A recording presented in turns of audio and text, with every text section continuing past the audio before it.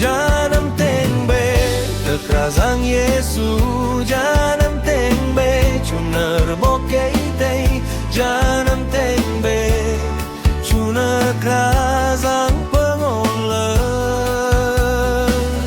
Janam tengbe tekrazang Yesu, janam tengbe chunar bokei tei, janam tengbe chunar krazang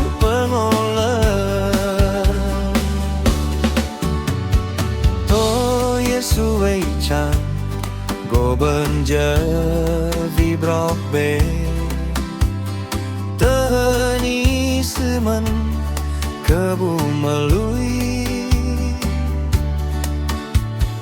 hani noyok che pedai gle pemata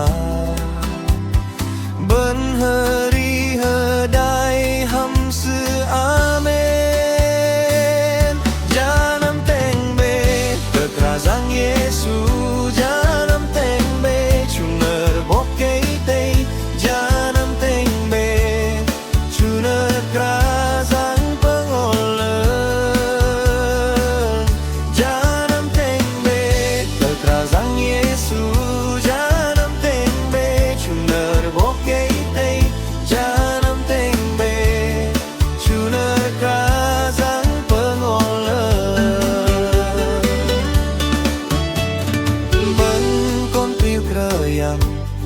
Seteng lamem keben dak blung norolem renggep deyo cote Yesu teng lawe triulem de tenap de hari lambar sehedang kejap.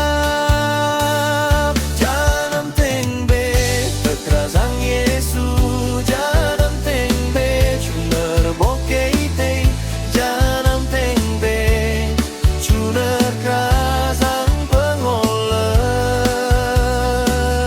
Janam tengbe tekrazang Yesu, janam tengbe chunar bokei tei, janam tengbe chunar krazang pengolah.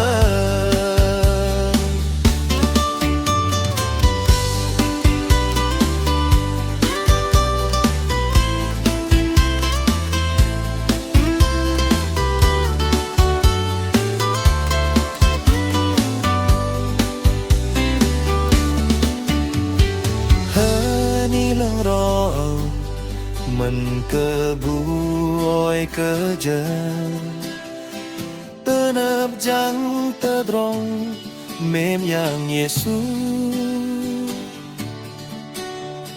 chunar sepeka và keben đầy trong mình hari hedai sư yok chợt linh lang.